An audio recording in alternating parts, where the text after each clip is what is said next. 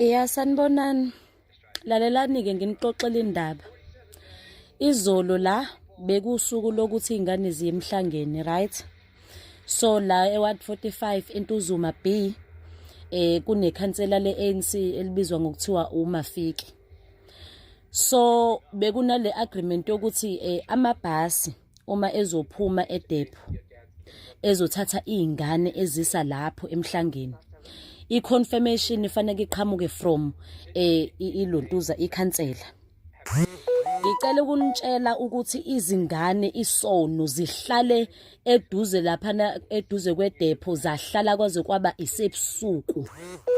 Ikhansela dololo liyafonelwa ikhansela litholakali lancamela ukuyongxela ikhansela.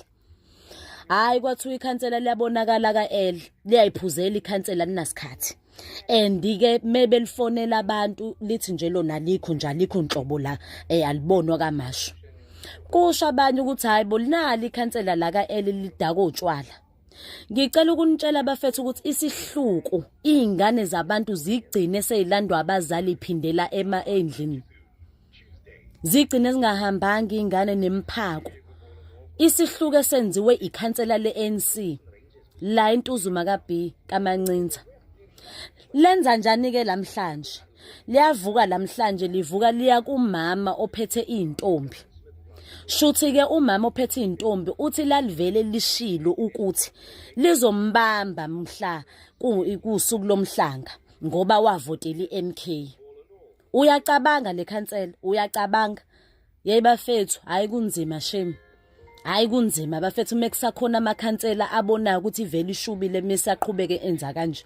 Ngiyanitshela, angimazi ukuthi noma nalamhlanje ubesadakwe yibona nutshwala ekhomba omama. Yabona nje ukuba ikhona indlela yokuthi ngibe ngikhuluma nani ngibe nginivezela ivideo. But ngizonivezela on the following video, ngizonikhombisa ivideo yakhe egqigqizana nomama ngoba yena engaliboni iphutha lakhe. Hayi bafethu, hayi kunzima. Hayi kunzima bafethu, mengaba niboni, hayi kunzima.